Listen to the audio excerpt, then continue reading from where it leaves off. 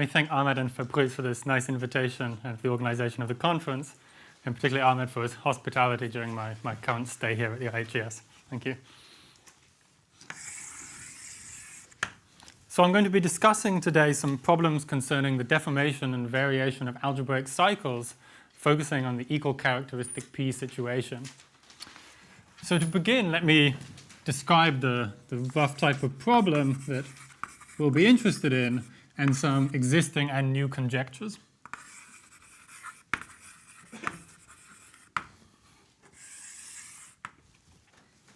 So for the most part, we'll consider some smooth projective family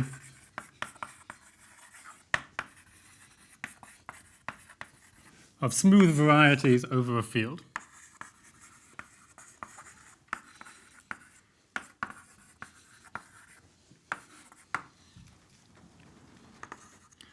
We'll have some closed point of the base, closed just for simplicity,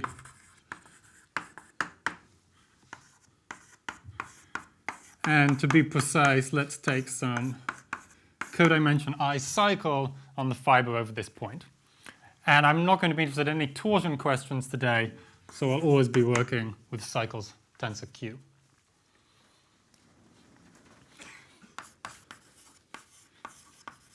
Then the type of classical problem that one wants to study is the following question. When does this cycle extend to the whole family X?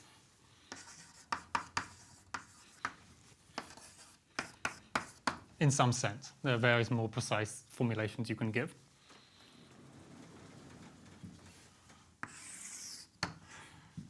So in characteristic 0, the problem is at least conjecturally reasonably well understood.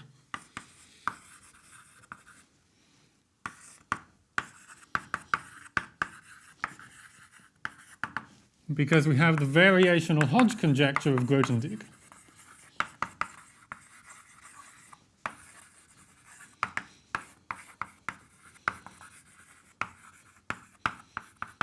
Uh, 66, if I remember correctly. So this says that assuming the characteristic of K is 0, and with notation exactly as here, then the following are equivalent. So firstly, the condition that really interests us, the cycle does extend.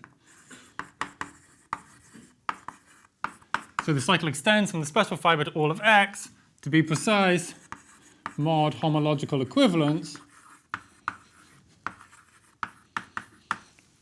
So that is to say, more precisely, I can find some Z tilde to the codimension I cycle on the whole family X with the same de Rham class after restriction to the original fiber.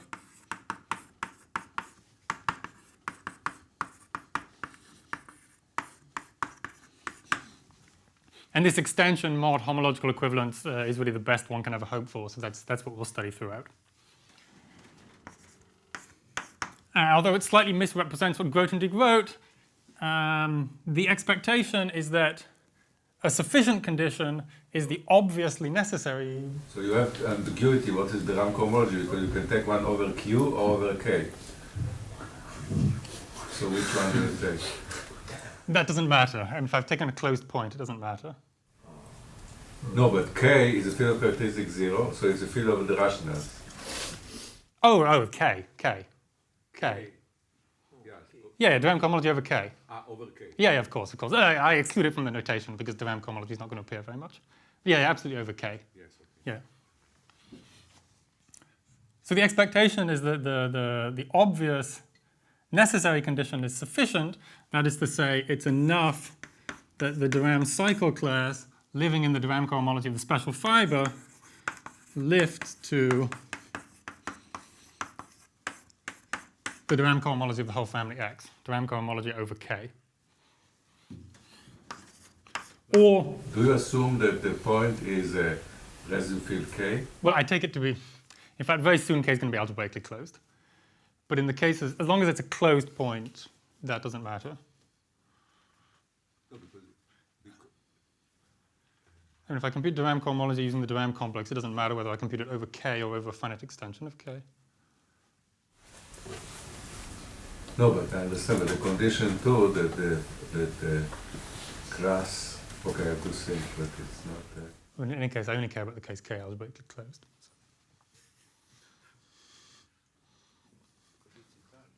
Yeah. So or we can impose the condition that the class is flat. That is to say,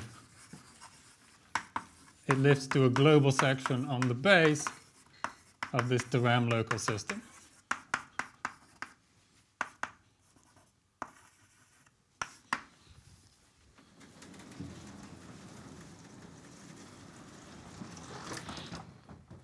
So what we know about this conjecture, in a sense there are two primary results. What I'll call theorem A. So this is part of de Ligne's théorème de la partie fixe.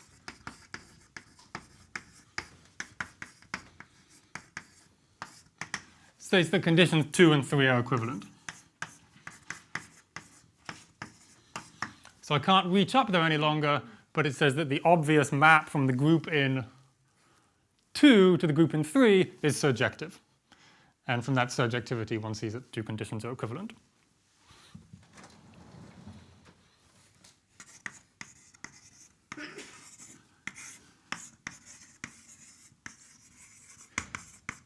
And then we have the result of Lefschetz, which in the absolute case goes all the way back to 1924, stating, of course, he didn't have the variational Hodge conjecture, he was considering the absolute case, but it follows from Lefschetz's result that the variational Hodge conjecture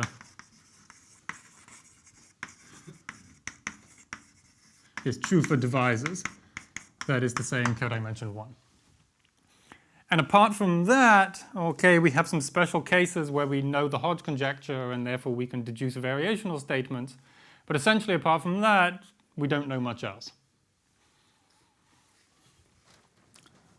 But as I said, it's not characteristic 0 that interests us today. So from now on,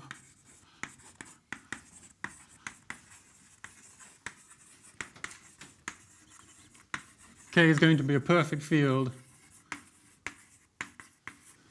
of positive characteristic. So in this setup, we can still consider the problem, and Grothendieck, in the same footnote where this variational Hodge conjecture appears, also proposed, I say proposed, there's about 5 words on the topic, proposed a variational Aladic Tate conjecture, which is completely analogous. But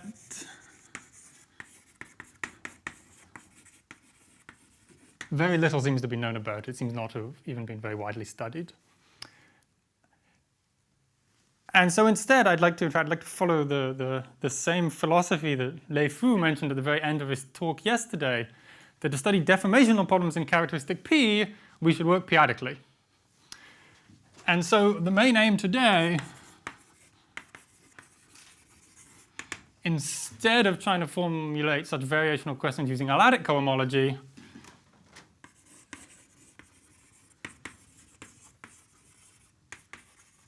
we're going to form an analog in crystalline cohomology.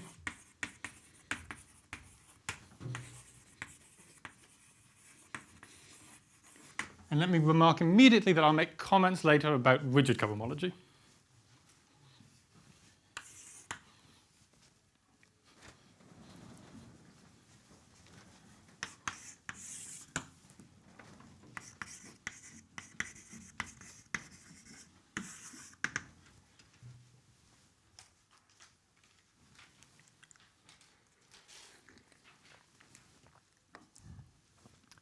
So let me fix some standard notation for working with crystalline cohomology.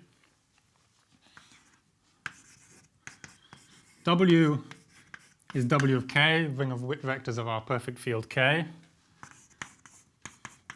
Big K is its field of fractions.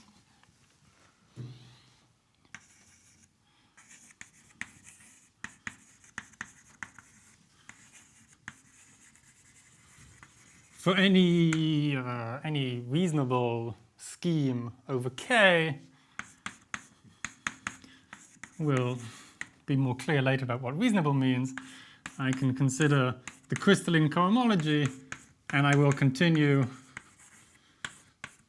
to ignore torsion questions.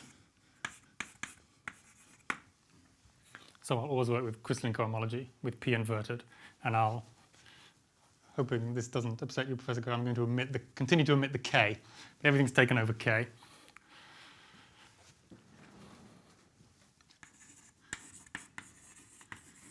We have the absolute Frobenius,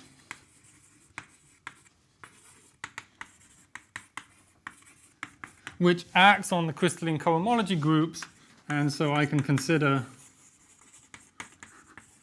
the eigenspaces, which I'll denote with standard superscript notation. And finally, I recall that analogous to the de Rham cycle class maps that we see in the variational Hodge conjecture. What did you write above the P? Above P. P to the I. So it's the eigenspace of the Frobenius with eigenvalue P to the I. So we have in this crystalline setup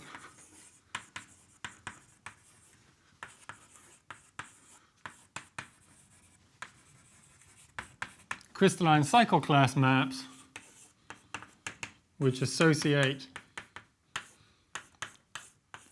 to any codimension I cycle on our variety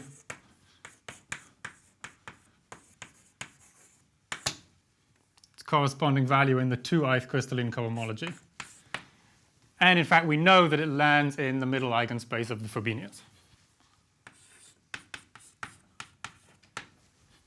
So X is proper?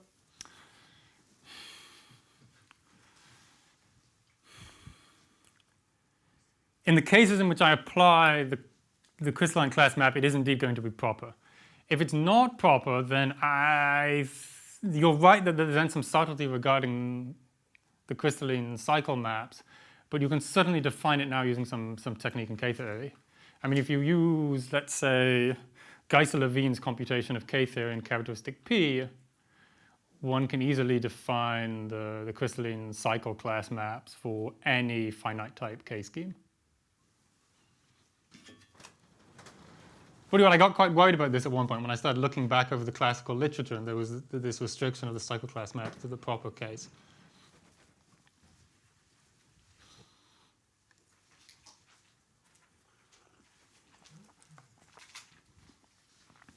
And although we don't need it, it's maybe helpful to recall at this point,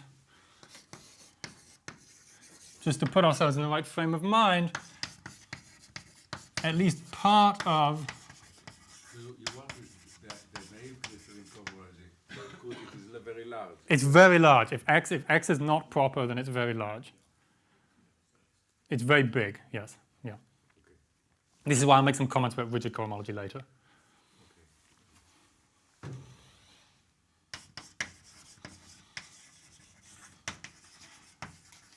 So as I say, just to put ourselves in the right frame of mind, let me recall part of the crystalline formulation of the Tate conjecture, which is normally formulated L-adically.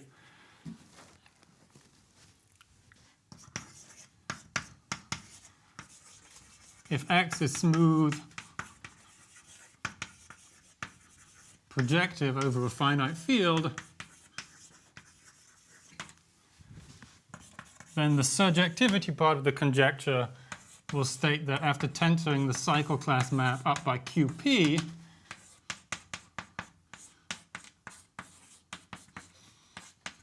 we get a surjection onto the eigenspace.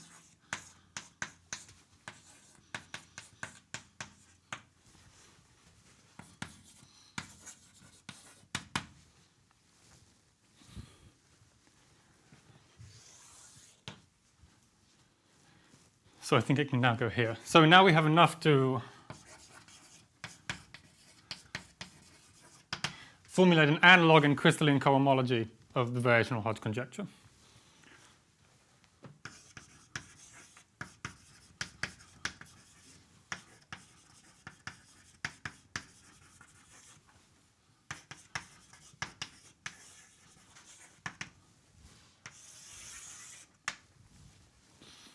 So K continues to be perfect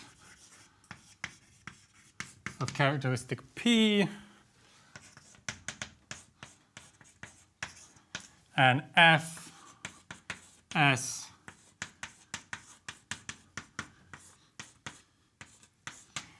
and Z are as in the formulation of the general problem at the beginning.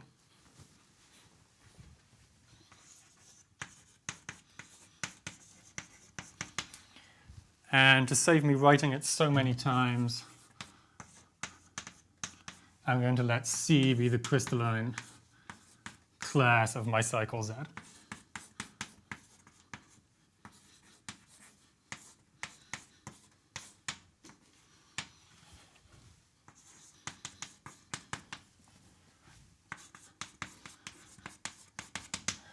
Then the conjecture states that the following 4 conditions are all equivalent. And I'm going to give them names so that I can talk about them. So firstly, the condition of interest is that the cycle Z extends to the whole family mod cohomological equivalence.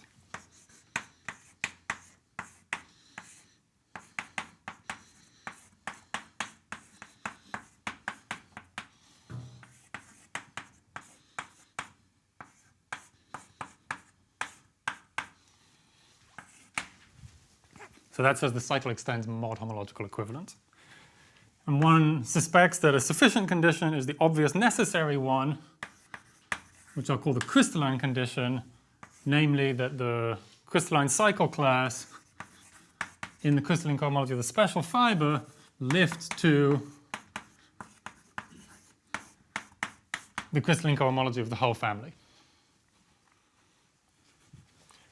Now, since we know what eigenspace that should lie in, we could impose the slightly stronger condition instead that the cycle class lifts to the expected eigenspace.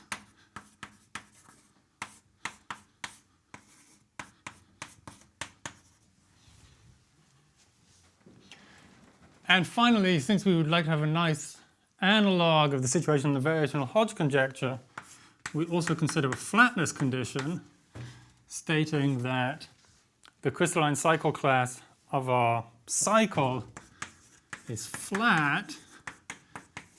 That is to say, it lifts. In fact, if the lift exists, it's unique to a global section over the base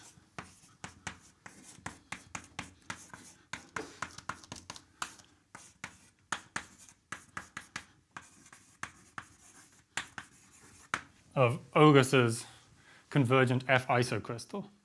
Now, I'm not going to use the flatness condition really at all today, so if you are not an expert on F isocrystals, you can more or less ignore this final part.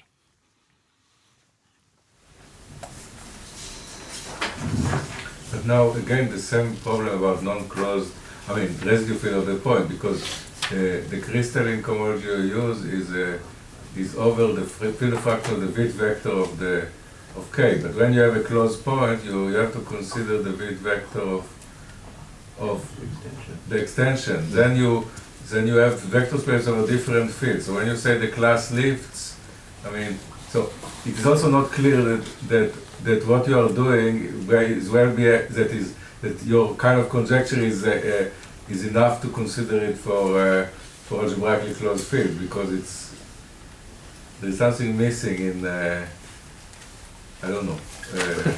How about I take it K to be algebraically closed? No, but the question is, do you prove that the K of algebraically closed field implies the general case, or is it? Did you? Well, if you construct your cycle at the level of the algebraic closure, right, it necessarily comes from some finite level, yes, okay, and a standard transfer argument then will push it down to whatever finite level you want. So it was enough to construct the cycle on the whole family X after base changing to the algebraic closure. No, but the point is, suppose you have a small s defined over is a quadratic extension. So over the algebraic closure, you get two points. So you suppose you can lift each one of them, but it doesn't mean that the lifting are the same. So you can take the lift. It does because it's determined, since it's flat, it's determined by its value at any one of the points. No, but one of your conditions is that the cohomology class extends just to H2I the RAM or something like so. Then the non-flat, condition 2.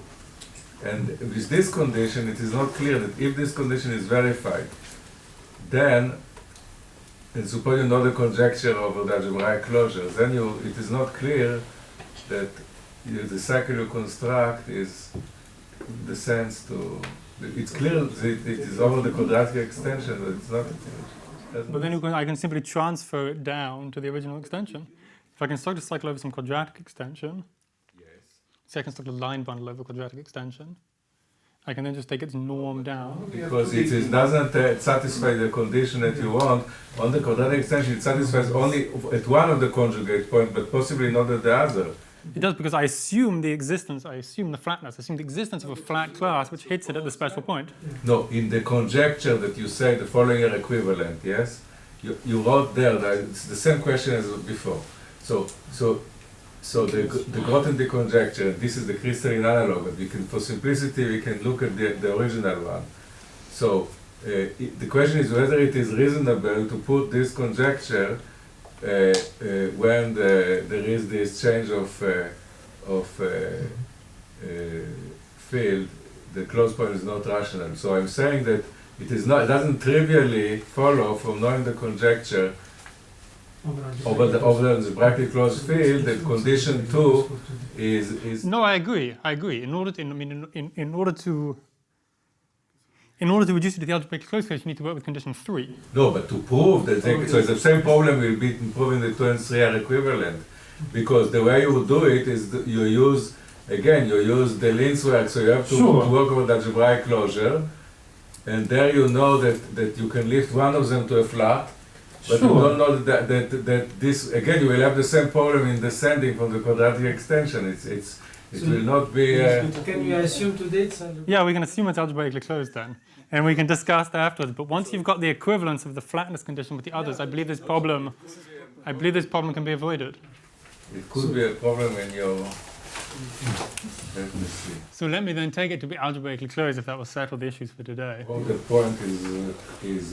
I can't even see what the assumption is now. I have to take care of. He's happy to have questions, I think.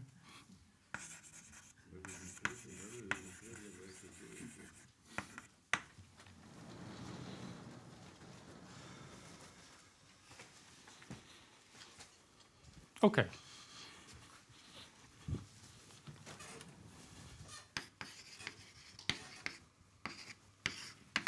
So I make some immediate remarks. So firstly, we can certainly see that the deformability condition, the crystalline condition, and the flatness condition are exact analogues of what we see in the variational Hodge conjecture.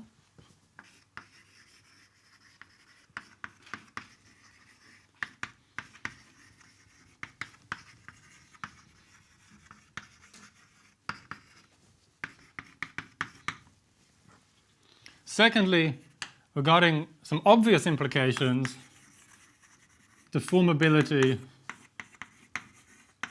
implies the crystalline phi condition, which in turn implies the crystalline condition, which in turn implies the flatness condition.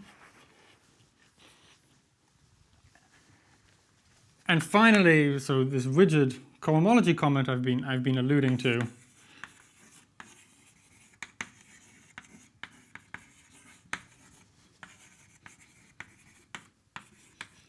we could consider some obvious analogues of the conditions in which we replace crystalline cohomology everywhere by rigid cohomology and the convergent isocrystal by an overconvergent isocrystal. But it turns out that these conditions are completely redundant in that you get an equivalent conjecture. So if you can prove the conjecture for crystalline cohomology, you automatically get it for rigid cohomology by virtue of the fact that the crystalline cycle class map factors through rigid cohomology. And conversely, if you can prove it for rigid cohomology, then because rigid cohomology maps to crystalline cohomology, you get the conjecture for crystalline cohomology. But it turns out that working directly with rigid cohomology is a lot less convenient than working directly with crystalline cohomology, so we follow the crystalline route. Although, from some philosophical point of view, the conjecture might be more natural with rigid cohomology.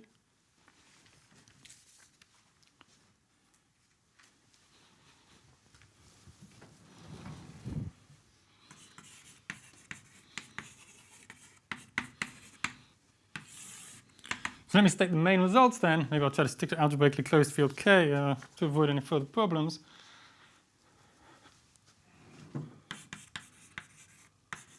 So the first theorem, which is an analog of theorem A up there, states that the conditions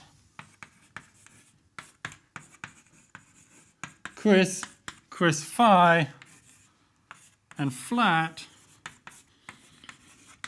are in fact equivalent. I'm assuming K is algebraically closed.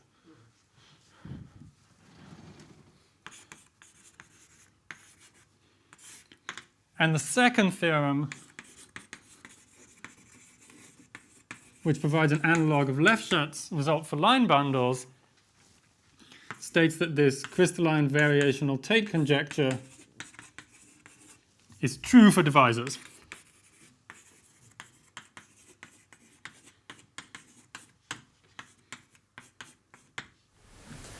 So in the flat condition, the group H0 Chris is a finite dimension. It is finite dimensional, yes. It embeds into the crystalline cohomology of the special fiber. And my claim is that because it's an embedding, these problems that you mentioned don't matter. Okay. And so in the proof, you just work with crystalline without rigid? Or? That's correct. That's correct. I mean, an alternative approach, so by Kedlaya's fully faithfulness result, the global sections of the convergent F isocrystal agree with the convergent sections of its over-convergent extension, if the over-convergent extension exists, which is essentially a conjecture of Berthelot. And so that you can then play the whole game in rigid cohomology instead.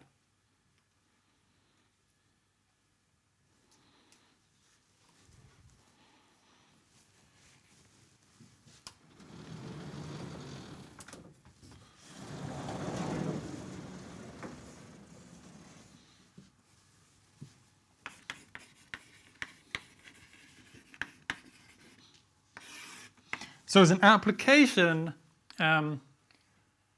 we can consider the following situation, where X is smooth and projective over a finite field, which unfortunately is not algebraically closed. Y is a smooth hyperplane section. And we can consider the question, let me take this to be dimension at least 3. We can consider the question of extending line bundles on the hyperplane section to the ambient variety. And the type of corollary that comes from a simple pencil argument. So I've replaced divisors by line bundles now. If I take this line bundle on the hyperplane section,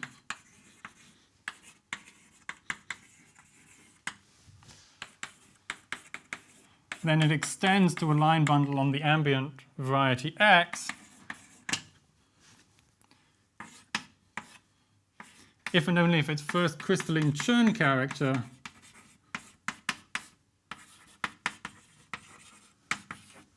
extends to the crystalline cohomology of the ambient variety.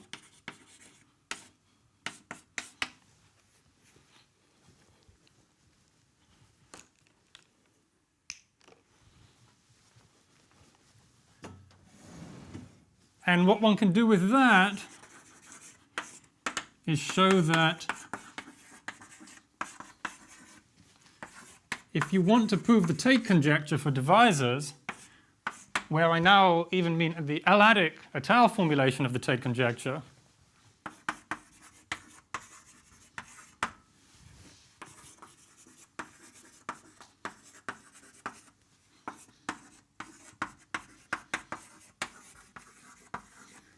over some finite field, then it's enough to consider the case of surfaces.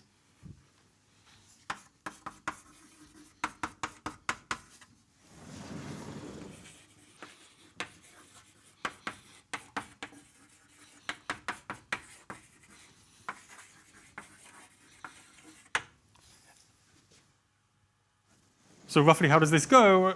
You want to prove it, let's say, for your threefold, once you know it for surfaces. You pick some hyperplane section carefully. Specifically, that means that you want to ensure that the hyperplane section doesn't have doesn't have a much larger Frobenius eigenspace than the ambient variety. And then you simply apply the previous corollary to start constructing line bundles on the ambient variety. And I should mention explicitly that I recently learned this corollary does exist in some unpublished short manuscript of de Jong from a few years ago. So it does seem to be known to a handful of experts.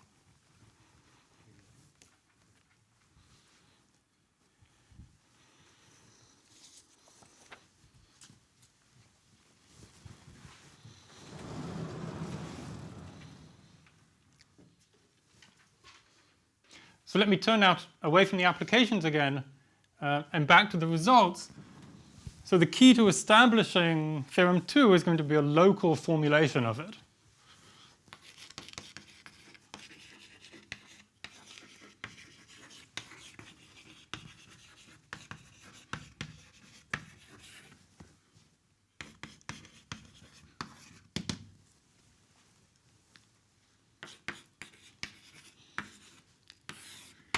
In which I definitely want K to be algebraically closed, or it's not true. So I'll take X to be smooth and proper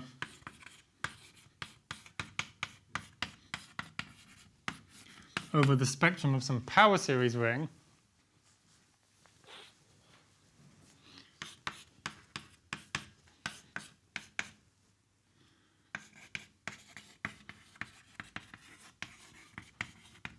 Y to be the special fiber,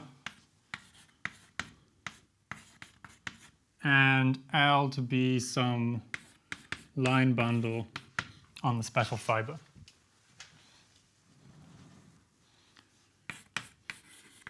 Then the result states that L extends to a line bundle on the whole family X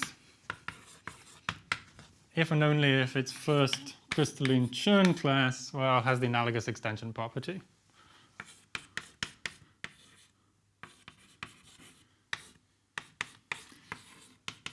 Except as opposed to previously, I'm now going to be careful as to which eigenspace I work in.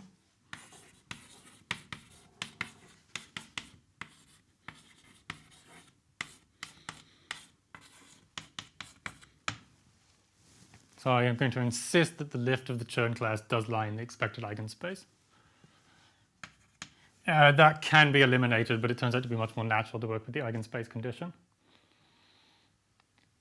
So again, it says that if you've got some line bundle on the special fiber, then the obvious necessary crystalline obstruction is in fact sufficient for extending the line bundle.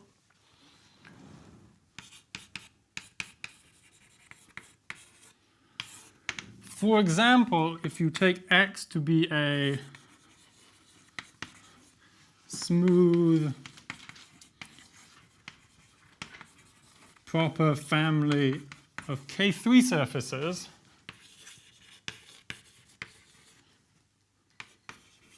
or abelian varieties,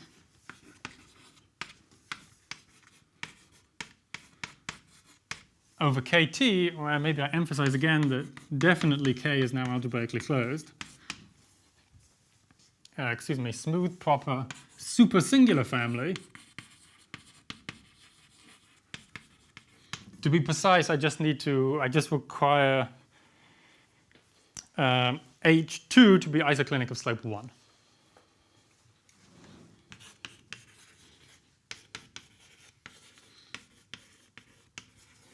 Then it follows from theorem 3 that the co-kernel of the specialization map from the Néron-Severi group of the geometric generic fiber to the Néron-Severi group of the special fiber is killed by a power of p.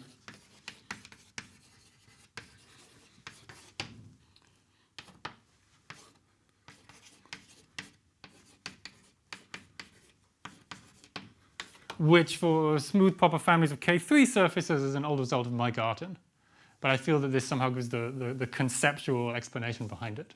You have surjectivity of Picard groups because you have surjectivity in crystalline cohomology.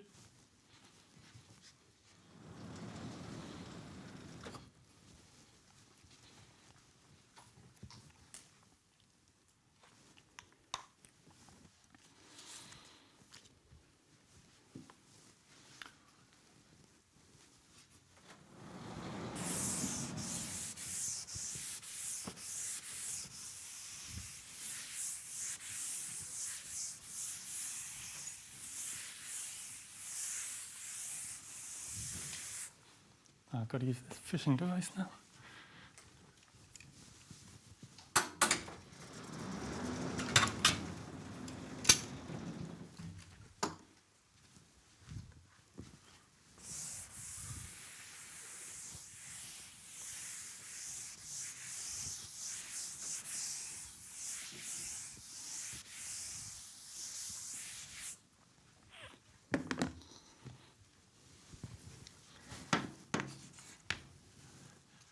So for the final 20 minutes, I'll discuss some ideas behind the proofs.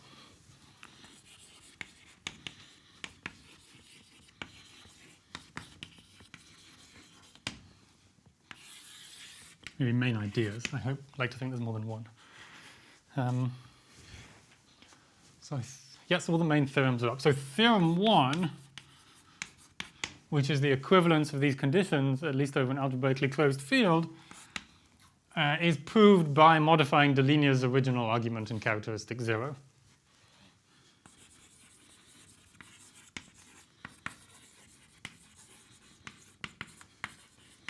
Indeed, Deligner's original axiomatic argument has no restriction on the characteristic at all, and so that immediately gives some of the implications.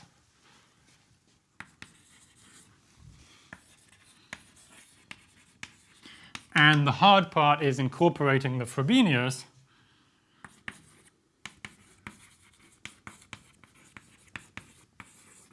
to get a handle on the crystalline phi condition that imposes some restriction on the eigenspace. That's what doesn't appear anywhere in Deligner's original situation. You mean which the line about The generation of Leray spectral sequences. projective? Okay. Yeah.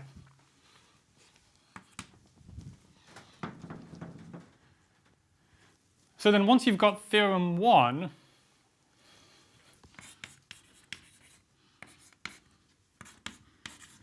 it's enough to prove theorem 3 to get theorem 2. So theorem 3 is the local formulation of theorem 2, excuse me. If you can prove the result in the local formulation, then by some relatively standard type of Artin approximation argument, you can prove the result in the global setting. So everything reduces to theorem 3.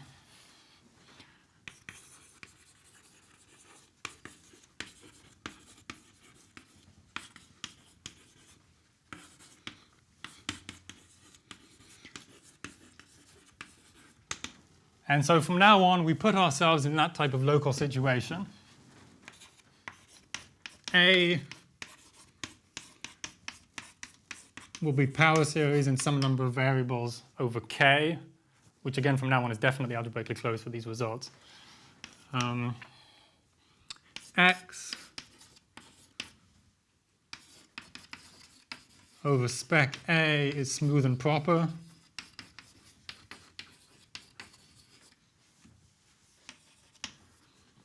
Y is the special fiber of this family. And Y sub R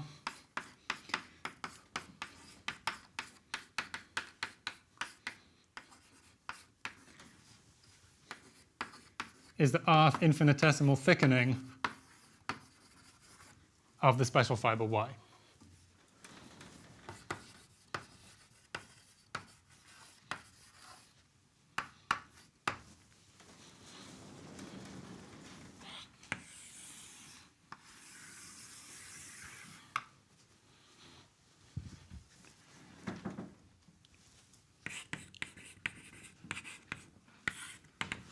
Then theorem 3 is going to be deduced from a considerably stronger result, theorem 4, as follows. So we suppose we're going to deal with all codimensions at once. So I'll take some element in K0 of Y, and everything's mod torsion, so I can identify this with the sum of the Chow groups of Y. Though it's probably better to think of Z as being the class of some vector bundle on the special fiber Y. And the theorem gives conditions under which the class of this vector bundle admits infinitesimal extensions of all orders.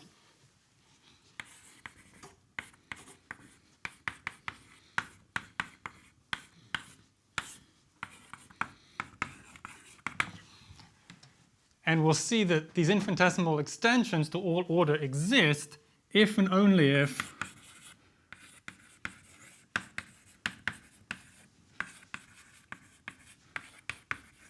the crystalline Chern class of our class Z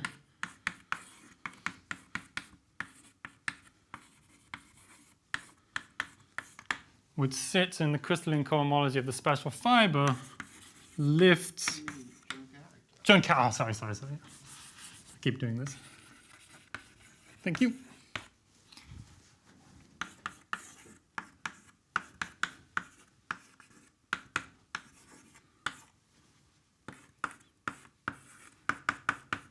If and only if its crystalline Chern character lifts to the expected piece of the crystalline cohomology of X.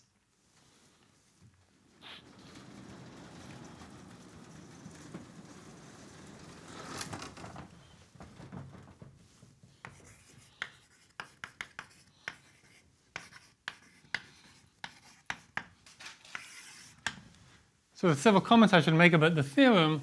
Firstly, it does imply theorem 3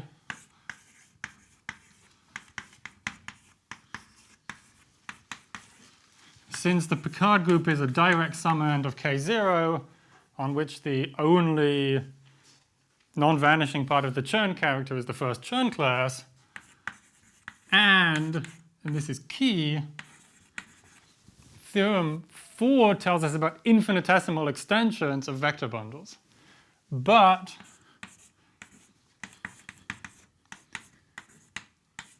if you have a line bundle which admits infinitesimal extensions of all orders, it's the same as a line bundle on the whole scheme X. So if you want to extend the line bundle up to X, it's enough to extend it infinitesimally to all orders. And that's how theorem 4 gives you theorem 3.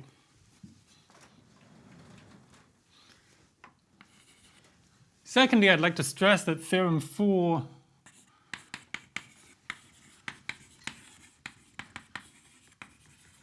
should be viewed as an infinitesimal version of this crystalline form of the variational Tate conjecture I'm discussing, which is valid in all codimensions, as opposed to most of the results today, which have only been for divisors or line bundles. And finally,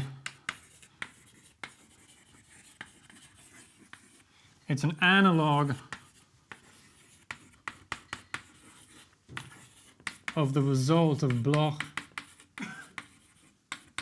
and Katz. For those of you who know this, in their 2012 Inventiones paper in mixed characteristic. So they consider the situation of having some smooth proper X over ZP, and they start with a K0 class on the special fiber, and they prove that it admits infinitesimal extensions to all orders if and only if it's crystalline Chern character. And now the test is to see how the crystalline Chern character looks in terms of the Hodge filtration on the special fiber. And they prove that if the necessary condition is satisfied, then indeed you have infinitesimal extensions to all orders. And this is a perfectly analogous statement, but in equal characteristic P.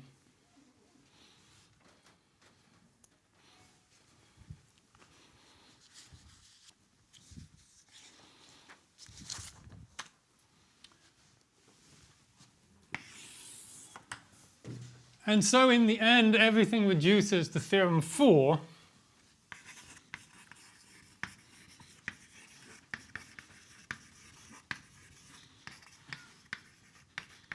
And so I'd like to finish by giving a brief sketch of the proof of that theorem.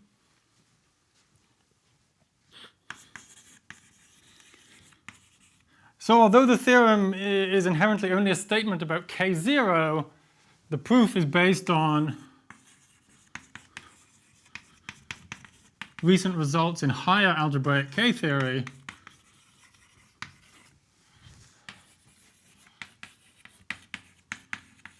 and topological cyclic homology.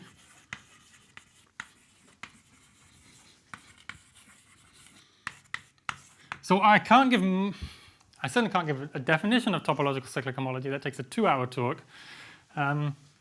But you should think of it, it's not completely wrong to think of topological cyclic homology as some form of derived crystalline cohomology, or maybe derived log Hodge-Witt cohomology would be better. But let me say derived crystalline cohomology.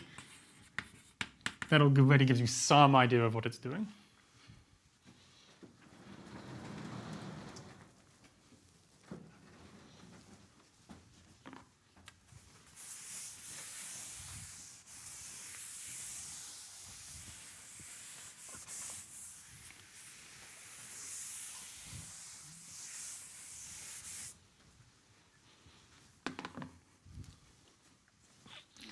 So then the proof goes as follows.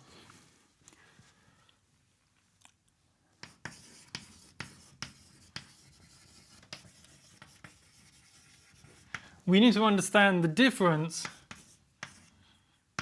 between vector bundles on Y and vector bundles on the rth infinitesimal thickening of Y. And the general machinery of topological cyclic homology gives you a comparison map called the trace map.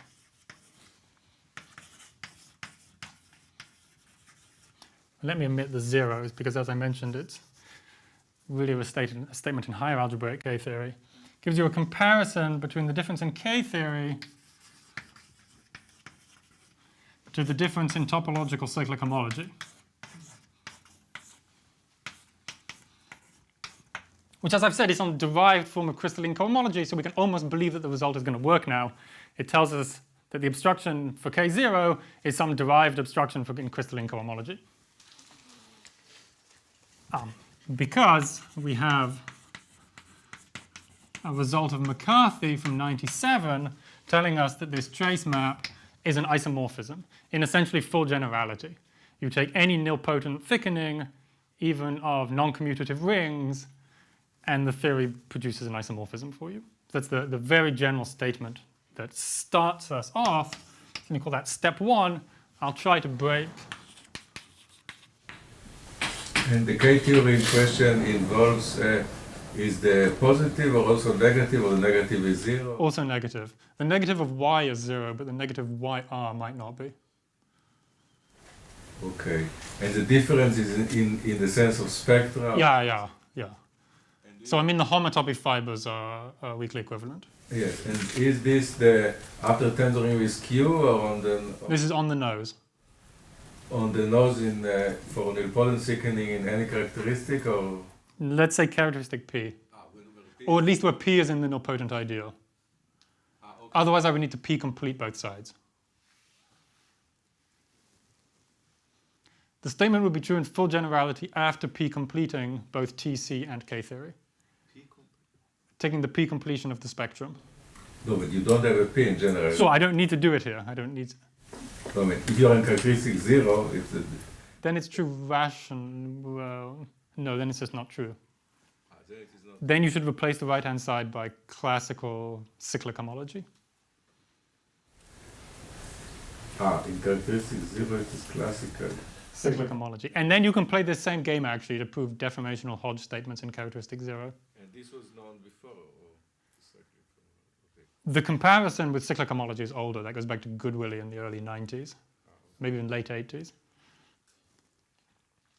thank you.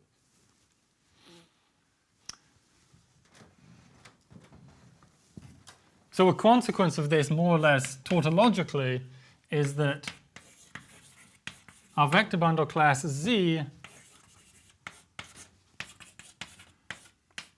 admits infinitesimal extensions to all orders if and only if the same can be said of its value in topological cyclic homology.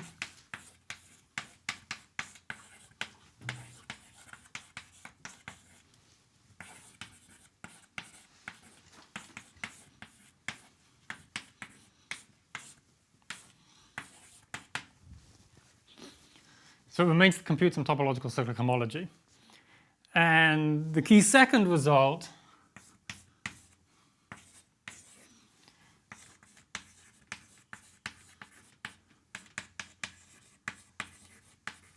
which is a result of Geisser and Hesselholt from 99, tells you what topological cyclic homology of a smooth variety looks like. Emphasis on smooth.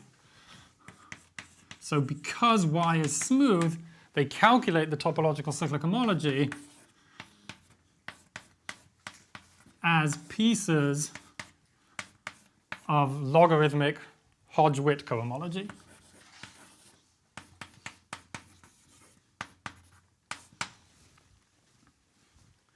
So already at this stage, we see that the class of the vector bundle admits infinitesimal extensions of all orders if and only if some property is satisfied by something awfully crystalline looking. It also has a P. Thank you.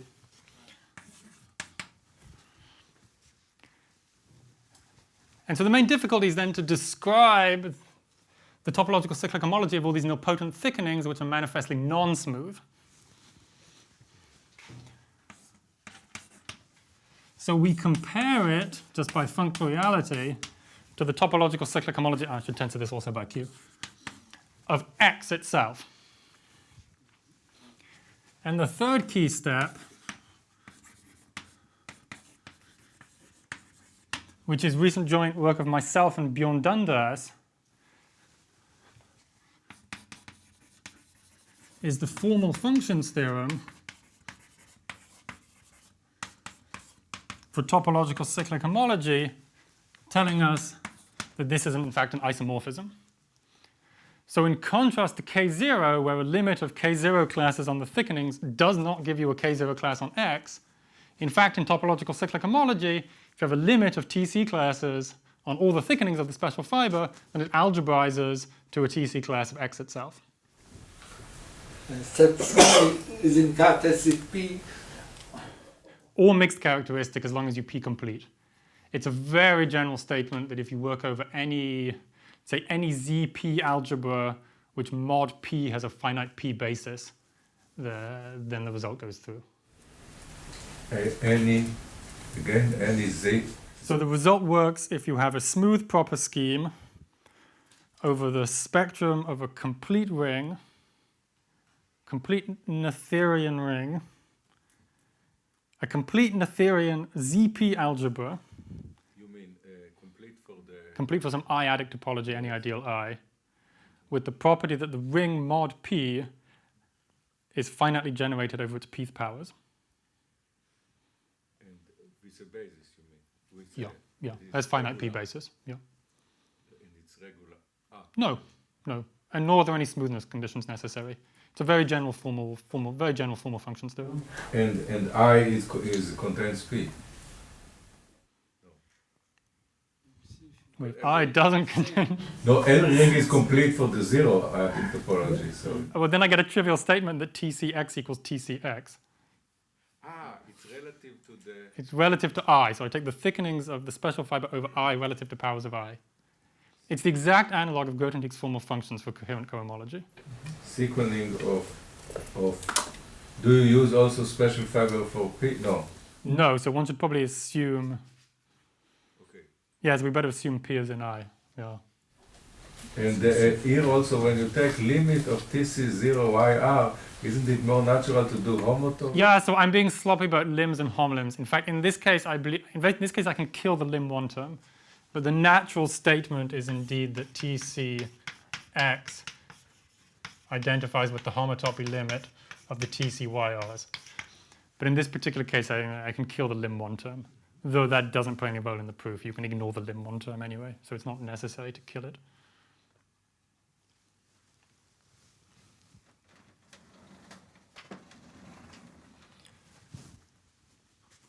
So what's so great about this is that we've now reduced the problem to understand the topological cyclic homology of X, which might not be a smooth variety, but it's still regular. And that's enough to apply the Geisser-Hesselholt result again. So we apply step 2 again, which describes TC of regular things, to identify this with the log Hodge-Witt cohomology of the whole family X.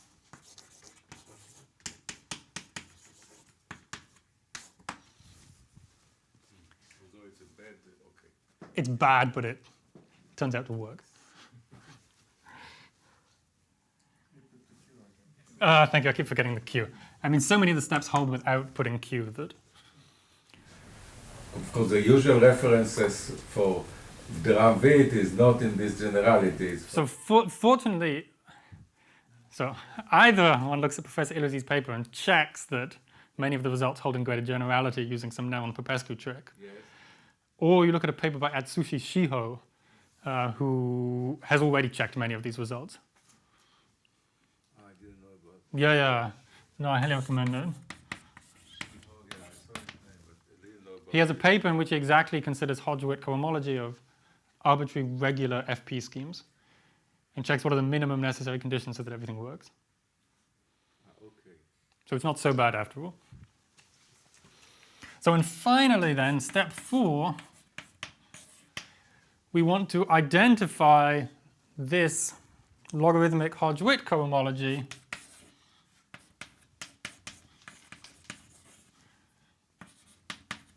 with the expected eigenspaces in crystalline cohomology, which is, in this case, a completely classical comparison, since Y is a smooth proper variety.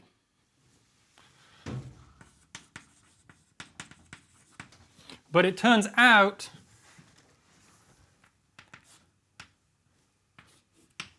that the analogous comparison map for X itself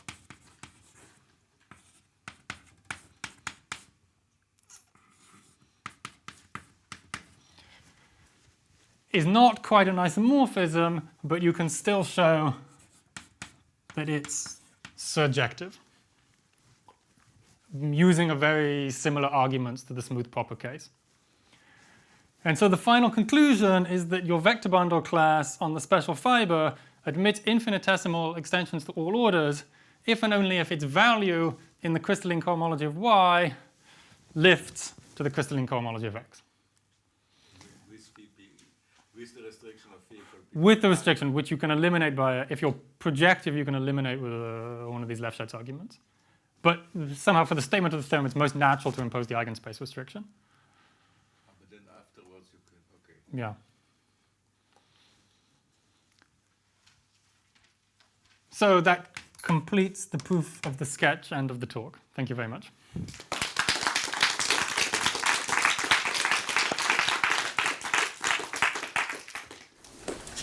Are there any questions? Yes, I had a question first on theorem 1. So as far as I remember, the fixed for theorem, in this proof you use a weight argument. So when you have your x, which is non-proper, you take a compactification x bar, and the image of the hn of the x bar into the hn of x is the bottom part, the Yes. inflation.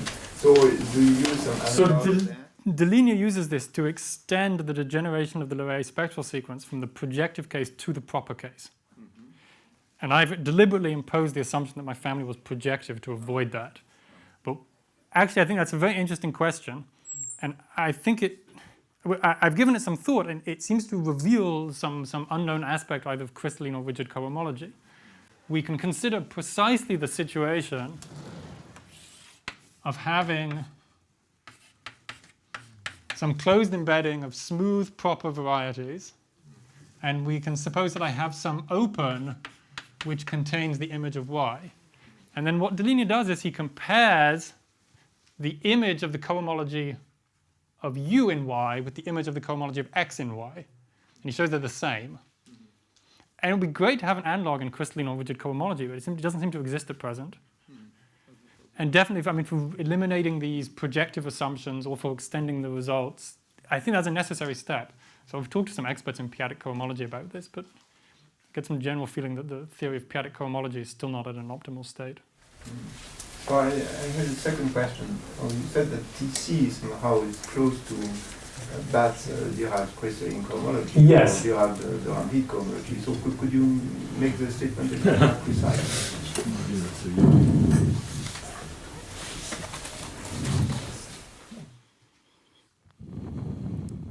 So I'd make the statement firstly that it, as you see, it coincides on smooth things with logarithmic Durand width.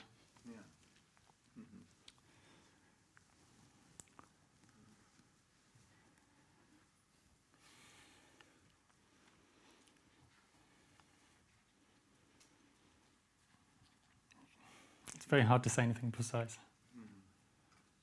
But I think Bhargav would agree with me. Maybe it's forthcoming. Yeah, I mean, I know he's thinking about this. I know he's thinking about the relationship of his theory with groups that you also see on the topological cyclic homology side.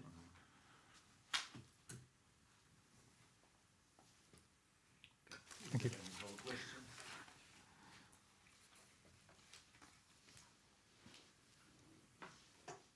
It's fine. Still thinking about my Well, let's discuss afterwards. Let's discuss afterwards. Yeah, yeah. The idea if it's reasonable or not. So I don't. Okay. You can continue after. Yeah. Okay? Thank you.